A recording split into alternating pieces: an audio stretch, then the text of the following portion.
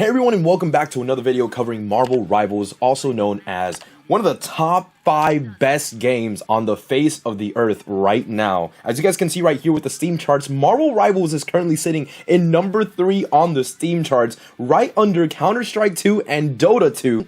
At over 400,000 players, already surpassing PUBG Battlegrounds, Path of Exile 2, Rust, and even GTA 5, which is actually crazy because GTA 5 is a game from 2013. But anyways, for today's video, I want to go ahead and do something a little bit more different. I want to go ahead and include you guys as a community as we continue to grow here on the channel and talk about, to theorize what you guys would think would be a great addition for an upcoming hero in Marvel Rivals. So of course, this is a series where you guys drop a comment in the comment section down below, and I'll go ahead and check it out, and you guys just let me know exactly which hero you guys would like to see in the game and exactly how the hero would be customized and balanced out. I feel like that would be the best way for me to interact with you guys. I'll go ahead and check it out, and if it gets enough traction, I'll go ahead and feature it on the next video, and I'll go ahead and get to all of them eventually as well. This is something that I'm really excited for, so let's go ahead and get started. If you guys enjoy the video, go ahead and please slam that like button down below. Subscribe if you want to stay up to date with the latest and greatest news on Marvel Rivals, and also if you guys want to check out future theorization videos. I'm not sure how often I'm going to be doing these videos, if it's going to be maybe multiple times a week or maybe once a week or something like that, but it is going to be something that's more of a mainstay here on the channel. So getting started today's video, we're going to be focusing on this comment from Ace Plant here, which we can see was on the previous video, where he says, and I quote, "Thanos would be an amazing tank." And no, I'm not talking about the Squid Game variety, I'm talking about the gemstone collecting variety. The guy who literally tried destroying half of the universe just because he couldn't get laid by Lady Death. So that's exactly what we're going to be talking about today. He says, and I continue, "He would be very basic to start. Big guy, golden sword, and gauntlet punch ability, but gains a new infinity stone with each ultimate." Now that is something I have actually not seen yet. A hero that potentially with each use of their ultimate actually gets stronger would be something very interesting to see, and I feel like it would add more of a strategic use to the ultimate abilities. Like, we would potentially have people planning out and strategizing maybe when would be the perfect moment to start using the Infinity Gauntlet. For example, maybe on the first ultimate usage, you use one of the stones. On the second one, you acquire your second one and you use that one. And then on the third one, you just use the third stone you acquired, the fourth one, and it just keeps going down the line until you literally get all the Infinity Stones and then are able to do a huge damage on all of the players in the lobby at any given moment. So this would be something very interesting, because then each of the ultimates would actually end up having different effects as they're being used to go along with the different natures in each Infinity Stones, and to play along, basically to play along with the role of each of the Infinity Stones that they are acquiring. So I continue right here as he says, "Gradually gaining abilities and growing stronger over the course of the match. A snowball tank, Power Stone makes the gauntlet punch do more damage and also stuns, similar to how Doomfist works in Overwatch.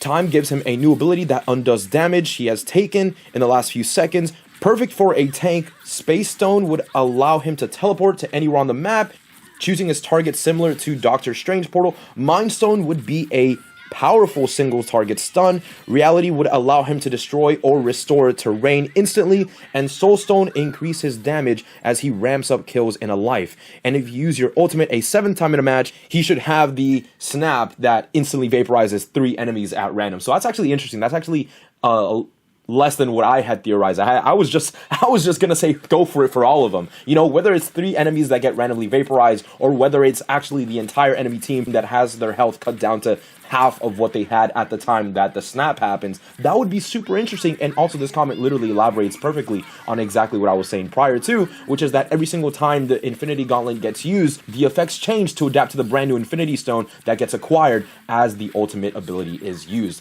I think that would be a very, very, very powerful hero, and I'm not sure how well the game would be able to balance that out with the other pre-existing heroes. Maybe to be able to unlock this character, maybe he would be used in only the arcade mode. I'm not sure that I can see him being used in competitive, because I feel like as a competitive hero, he would be a little bit maybe too overpowered. But honestly, it's Thanos we're talking about. This is the guy who literally was one of the biggest Avengers level threats in the Marvel Universe, whether you're talking about the comics, whether you're talking about the movies. So this is a character that has to be done service exactly right, and that's quite frankly, the best way to do it, in my opinion. I agree fundamentally with the abilities that he has. I think that him having the sword, as he always has, which is the double-edged blade, and also being able to use the gauntlet as a fist, kind of like how Doomfist does, would go along perfectly with his character, seeing as to how he is an agile character as we've seen him in the past, and he is certainly also a character that is very beefy to the touch. But since you can't have him be high damage and also be super buff, well then maybe you can reserve the extra damage only for his ultimate abilities when he is using the Infinity Stones to kind of also highlight and put emphasis on the power of these stones, because obviously these stones are literally the biggest essences of the universe all condensed into these gems. So with Thanos being more of a Vanguard character, he would be a super tanky hero. Now, I'm not sure how tanky they would make him. If maybe his ultimate ability would also grant him access to extra health, that would be insanely overpowered. But again, this is Thanos we're talking about.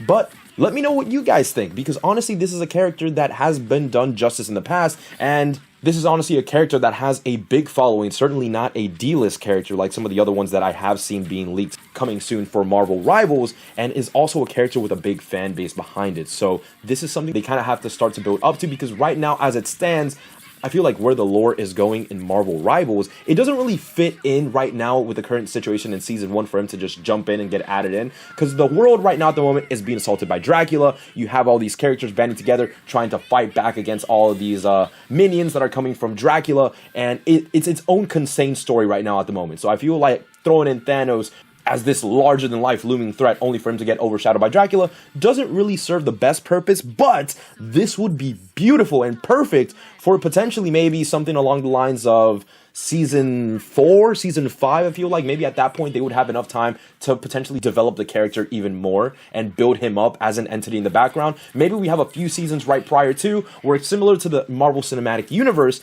you have all these big threats in Seasons 2, 3, and 4, and then in the background you have them being sent by Thanos to kind of do his bidding, and then you kind of start piecing the lore bits together, and then it all culminates in the Mad Titan himself coming down to finish the job. So I feel like that would be a perfect for an event as well. And this game, right now, as strong as it is going in the moment, it is going to lose players eventually, right? That's just the life cycle of every single video game. It's not because it's great, it's not because it's bad. Obviously, the game right now is doing amazing. The game right now is giving the players exactly what they want. As long as they can continue this trend, the player count will drop a little bit, but obviously at the release of each season, if they know how to hype it up correctly, the game is going to go ahead and blow up right off the bat. Kind of like how Season 1 did, where with Season 1, the hype was so good that they literally broke their previous highest peak player count in the entirety of Steam charts, which was insane. So if they continue this trend and they do it with Thanos, by the time Season 5 rolls around, this is literally going to ensure that this game stays around for potentially 5 more years, at least going as strong as it is right now, which I feel like is going to be very easy to accomplish, because NetEase has definitely proven themselves in Season 0 and Season 1 that they know exactly what the player base wants, and they are not afraid to go ahead and give them exactly what they are looking for. So with that being said, I hope you guys did enjoy the video for today. I hope you guys also do want to participate in the future theorization videos. Please go ahead and drop a comment. Again, comment exactly which character you guys want to see and how you guys would implement them into the game. If you guys want to go the extra mile, you guys can also talk about how the lore implications for this character in the game would also work out. I would love to go ahead and read those, and I'll go ahead and select one of those, and I'll get to all of them eventually, and I'll go ahead and do another video talking about the next theorization character. So if you guys did enjoy, again, make sure to go ahead and slap that like button, subscribe for more videos like this, and turn on the notification bell icon to be notified whenever I upload all these videos. And with that being said, I'll see you guys all in the next video. Peace out.